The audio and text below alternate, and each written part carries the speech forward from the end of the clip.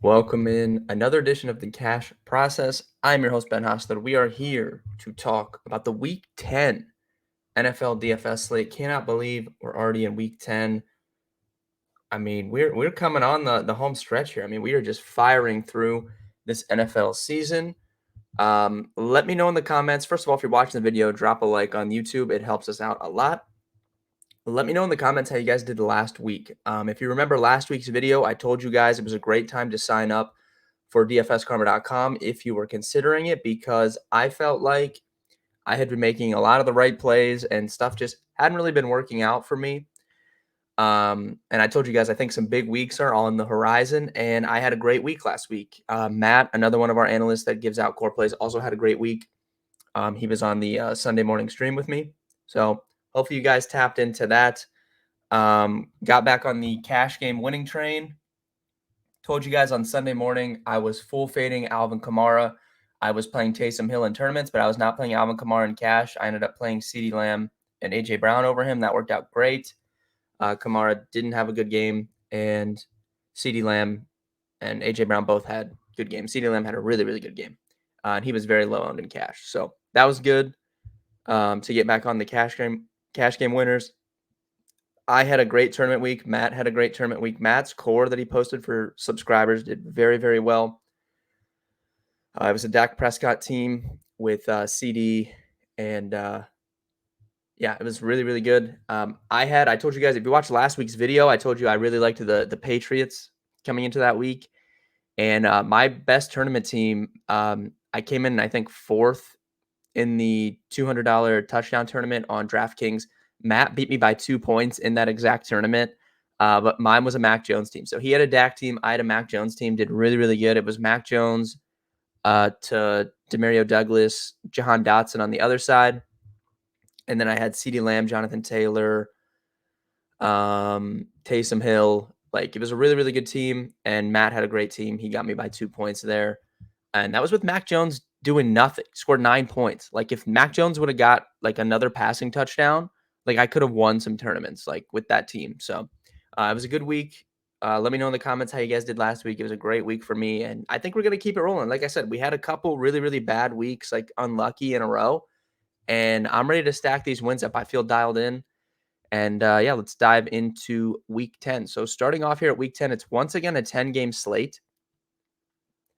Which is kind of a bummer. Like, we're losing a game to London. We got the prime time. We got teams on buys, but there are some better totals on this week. So we have a 46 between the Jags and the Niners. We have a 48 between the Bengals and the Texans.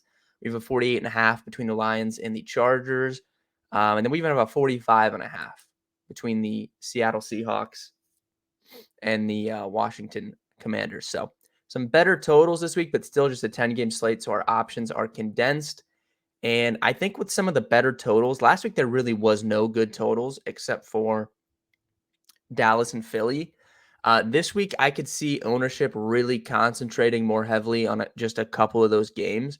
So I think it could be another good tournament week, but we'll see as we head out throughout the week here. So at quarterback here, we have Lamar Jackson at the top, 8K. No Mahomes on the slate. No Tua on the slate. No Jalen Hurts on the slate. So Lamar is the top option. We've seen him have a good game against the Browns already this season. Browns have a historically good defense, but that was no problem for Lamar Jackson in their game against them. He had a lot of short fields due to Dorian Thompson-Robinson starting at quarterback on the other side, and he got them for 29 DraftKings points. Now, the game log watchers will look at this Lamar game log and not want to play him because he's had 11 and 12 DraftKings points in his last 2 games, and he's the most expensive quarterback on the slate. But if you look a little bit closer, or if you know just from watching the games, the Ravens have been decimating their competition. Look at their last 3 games: 38 points in a 38-6 win, 31 points in a 31-24 win, and then 37 points in a 37-3 win. The Ravens look like, honestly, right now I put them second in the AFC behind the Kansas City Chiefs. So they look like one of the best teams in football. Now, they've scored 31 and 37 in their last 2 games, but Lamar has accounted for just 1 touchdown over that span. That is what we call bad luck. That is not going to continue. So do not let that deter you from playing Lamar Jackson this week. I don't know if I'll play him in cash games, but I definitely am interested once again in Lamar this week. If they keep producing this offensive output. At eventually, Lamar's going to have a smash game. So definitely interested in Lamar. Justin Herbert at 77, he just doesn't do it for me, fantasy. We've seen this from him before. He's a very, very good real life quarterback, but he struggled in terms of fantasy upside. And I don't anticipate that getting any better because right now their main weapon, Austin Eckler and Keenan Allen. It's back to just Austin Eckler and Keenan Allen. And Eckler is a very, very real possibility to steal touchdowns in the red zone. So, I don't love the weapons he's throwing to. He's throwing to Keenan Allen, who's great, but then he's throwing to, Quentin Johnston, who I think is horrible. I've told you guys that all season. Tight ends, Jalen Guyton, Darius Davis, like the weapons really aren't great for Herbert. So even in a high expected over under here, I don't think I love him at 77. Then we have CJ Stroud, Joe Burrow squaring off at 69 and 6,800. I cannot believe CJ Stroud is more expensive than Joe Burrow, but that's what happens when you drop a 44-point DraftKings point game. Last week, Matt was on Stroud. He talked about it on the Sunday stream. He said he was building a Stroud team. So hopefully you guys tuned into that.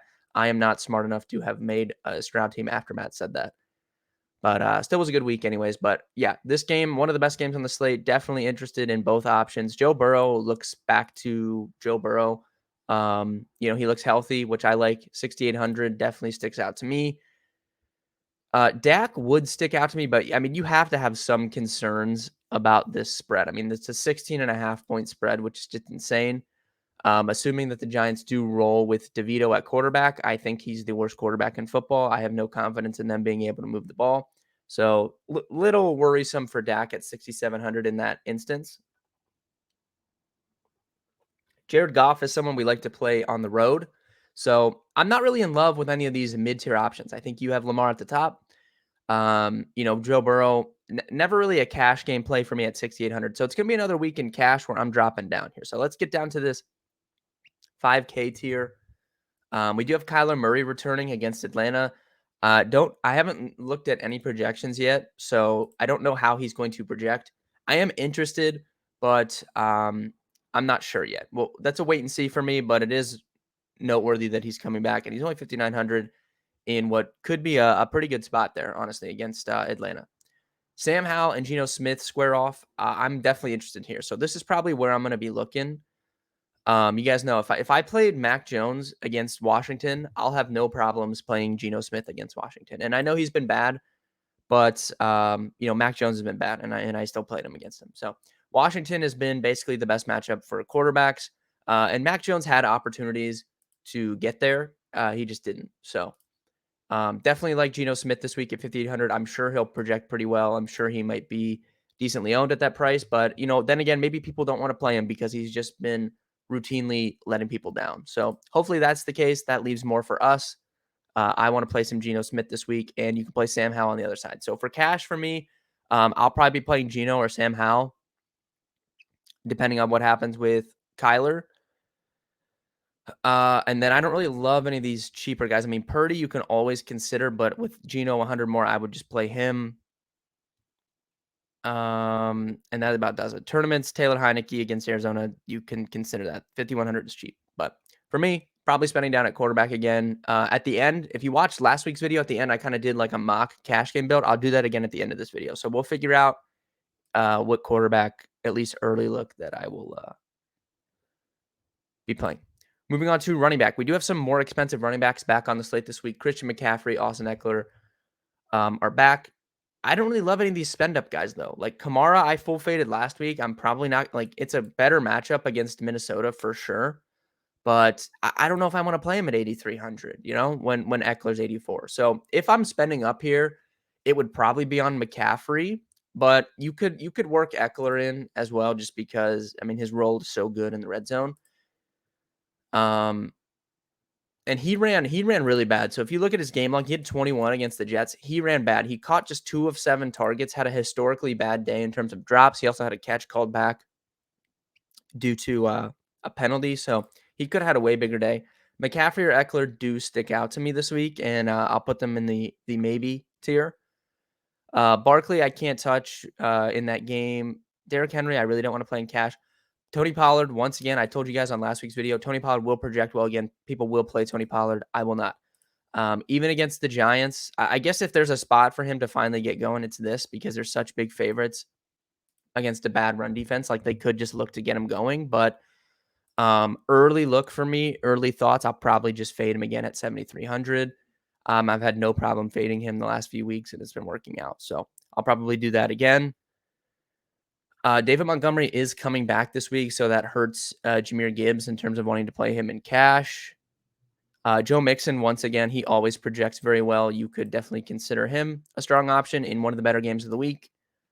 And Joe Mixon's the type of guy, like, I have no problems playing him in cash tournaments. You typically don't like to play Joe Mixon, but cash games, I'd be fine playing some Joe Mixon this week. So he's in my pool. Bijan Robinson burnt everyone again last week. I talked about him on the video. I don't know, man. I mean, he's cheap enough to consider it. It's a really, really good spot against Arizona, but it's just tough to trust his role. So I don't know. I don't know what to do with him right now. Rashad White, I would be interested in, but really tough matchup. Alexander Madison looks good to me here. 5,500 at home. No Cam Akers. Like, he's had a very good role all season. He hasn't been very efficient, but he's had a great role. So Alexander Madison at 5,500 definitely sticks out for cash games for me. Najee Harris sticks out. I don't know about for cash, but I will be playing Najee Harris this week. 4,900 still has a really good role. You can definitely run on Green Bay. And he's been decent. Like, I know we all hate on Najee Harris, but he has been, like, okay. So 4,900 is too cheap. And then Tyler Algier is too cheap at 47. I mean, he continues to have a good role in these games where they have positive game script. You would expect them to have at least neutral game script here against Arizona. It's a close spread. Not sure what his upside is, but yeah, I think he's interesting for tournaments. So early looks for cash. I mean, maybe getting up to one of these expensive guys. Joe Mixon sticks out, Alexander Madison sticks out, and Najee Harris sticks out for me. Moving on to receiver. Looks like Justin Jefferson will not be back this week, so that eliminates him. Keenan Allen at 8,800 is fine, but if you look at his early games where he's been going off, these are games that Austin Eckler missed. Tennessee, Minnesota, like, they didn't have Austin Eckler in those games. Historically, he does score less fantasy points per game with Austin Eckler in the lineup. So that makes it a tougher sell for me at 8,800. And then Jamar Chase is 86, and we don't know if he's going to play this week. Like, it kind of sounds like he could miss this game. He did play 90% of the snaps last week, but I mean, after the game, like, in the media and stuff, like, it sounded like he's hurt. So I guess we'll have to wait and see. So obviously we're not playing Jefferson if he's not in. I'm not going to be playing Keenan Allen at 8,800. I'd much rather play Eckler at 84 if I'm going to pick a Chargers player. And then Chase, we don't know if he's playing. So CD, I would say yes. But again, we just worry about that 16.5 point spread. He could certainly get there in a half, though, if they do score a lot of points. Amon-Ra St. Brown sticks out to me this week. Absolutely love him. Chargers have had a very beatable pass defense. He's had, one of the best roles in football. You can see tons of targets. He's gone over 103 straight. He should be healthy here coming off their bye week. So Amon-Ra looks really good to me this week. Don't love the San Fran guys. I think Debo will be back. So those are tournaments only. Tampa Bay guys are tournaments only for me as well. Definitely interested. So since I'm probably going to be playing Gino or Hal, I'm interested in the Seattle guys here, DK Metcalf, Tyler Lockett. You could take your pick with those guys. Houston and Cincy, those guys will get ownership too, with that being one of the better totals. If for some reason, like, Chase was out, T. Higgins and Tyler Boyd both would be, cash game viable. That's just news that we'll have to wait on. Chris Olave, I think, is fine at 6,400 too. He finally scored a touchdown last week, but I would put him below probably the Seattle guys, like, on my cash game list. And then DeAndre Hopkins is going to check into my cash game list here too. I think it's a pretty good matchup here against Tampa. He's coming off, like, he had 37 in Levis's first start and then just 10.5, but he could have had a much bigger game. Better spot here for the Titans, I think, versus a short week against Pittsburgh. Having that extra time, basically a mini buy for them to get Levis even more acclimated. They came out and they gave him full confidence. He's going to be the starter for the remainder of the season. So DeAndre Hopkins at 6K definitely sticks out to me here. I think that's a pretty good play. Tank Dell is fine, always at 5,500. Deontay Johnson's fine at 5,400. So there's once again, some pretty interesting options here. And then I'll bring up Jahan Dotson and Terry McLaurin also in that game. If we're playing Seattle or Washington stuff, they'll be interesting. If Curtis Samuel's out again, I'm completely fine just playing Dotson for cheaper than McLaurin. If they're all healthy, I probably would lean McLaurin, but Jahan Dotson is just good at football. You guys know, if you've been watching, these videos and reading my content, I'm a big Jahan Dotson fan since his time at Penn State. So he's just good at football. And if Curtis Samuel's out again, he will crack my cash pool at 5K. Tyler Boyd would be a cash game play if Chase were to miss. Jackson Smith and the Jigba, I do think is viable for this price at 4,100. He's been really good here. 16, 12, and 12 in his last 3 games. He's been ascending in this offense. Completely fine with Jackson Smith and the Jigba at 4,100. I would play him 100 million times over versus Quentin Johnston. I can only hope and pray that with Josh Palmer out, we can only hope, viewers of this video can only hope that Quentin Johnston is chalk by the time we get to Sunday. Because if people are playing Quentin Johnston, then, I'm going to feel pretty good about my teams because there's just no way I'm doing that. Noah Brown is up to 3,700. Matt was all over him on the stream on Sunday. Hopefully you guys watched it because he talked about him quite a bit. And he went for 30 DraftKings points at 3,100. Absolutely broke the slate. I haven't, Matt noted, basically it was a really good spot for him because Tampa gets exposed in the slot and he was playing a lot of slot snaps. Don't know off the top of my head about Cincy in terms of them against the slot, but if he is playing a regular role at 3,700, you can consider him. I would prefer him probably to Wandale. I think the upside is significantly higher. Some minor injury stuff here, like Treylon, I don't think he's going to play. So I guess if you guys want to get crazy, Nick Westbrook-Akine is here. They have some other guys that they can mix in as well. Yeah, Michael Wilson, I think, will probably be back, so we don't need to mess with that. Drake London would be a big one here. So they said they hope that he can play. If he doesn't, it's I don't know. It's kind of guessing with these Atlanta guys. Let me pull Atlanta up specifically here. They have like Kadero Hodge, Van Jefferson. Like these guys are just not good. Kadero Hodge would be probably my pick, I guess. Like if London and Hollins both were out, I guess we could play Kadero Hodge. But yeah, pretty gross.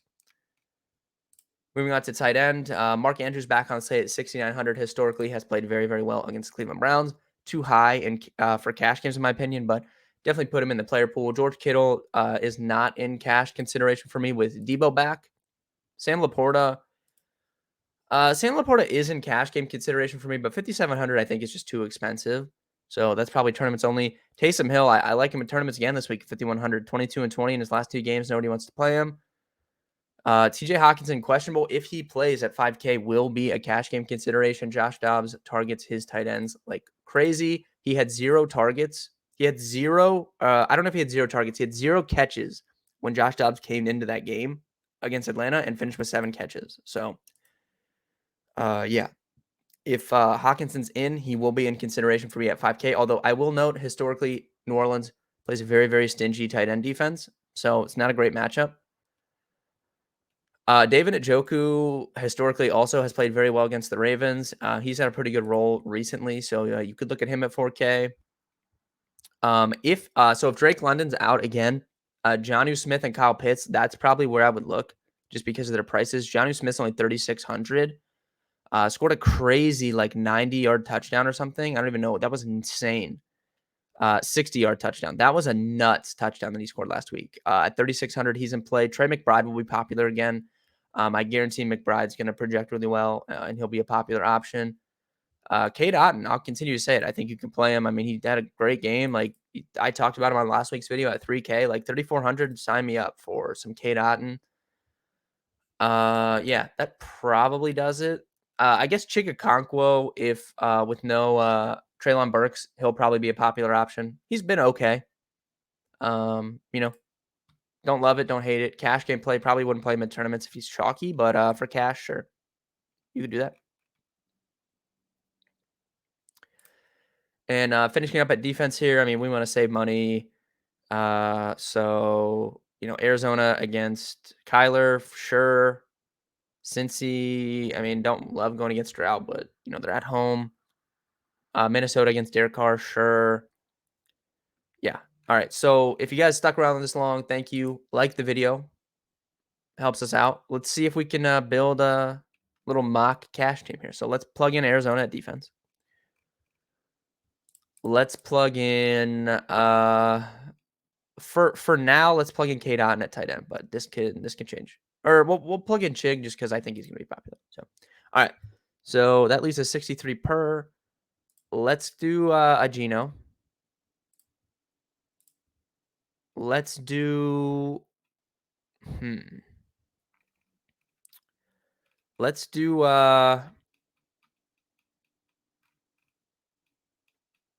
Jahan Dotson. Let's pretend Curtis Samuel's out, so let's put Jahan Dotson in. 67 per position. We'll put Joe Mixon in here. We'll put let's put Najee Harris in, honestly. So that gives us 75. So I mean, you could literally play whoever you want. You could fit McCaffrey in the flex, 67 for 2 tight ends. So this is probably something along the lines of what I would play, even if you don't want to play Najee Harris. You can just plug in Madison, for example, 5,500. You still have 73 for 2 wide receivers in a flex. So this is probably something along the lines of something I'll build this weekend. We'll see more when the projections come out. You can read my article for free on Friday where I talk about who's going to be chalky and where I'm going in my 3 max entry and small field tournament builds. Good luck in week 10. Thank you guys for tuning into the video, and I'll see you guys in week 11.